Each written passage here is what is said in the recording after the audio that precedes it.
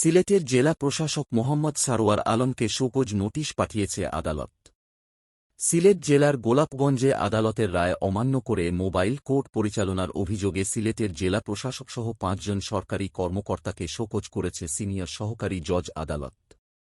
জানা যায়, গত ২৭ আগস্ট গোলাপগঞ্জের ঘোষগাঁও গ্রামে মোবাইল কোর্ট পরিচালনা করে একই পরিবারের এক নারীসহ ৪ জনকে ১৫ মাসের কারাদণ্ড ও আর্থিক জরিমানা দেন সহকারী কমিশনার ভূমি ফয়সাল মাহমুদ ফুয়াদ। পরদিন দণ্ডপ্রাপ্ত আসামিরা সিলেট জেলা ম্যাজিস্ট্রেট আদালতে রায়ের বিরুদ্ধে আপিল করেন।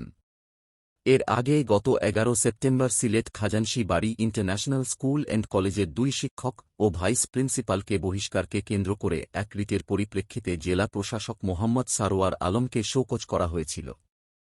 Please subscribe our channel.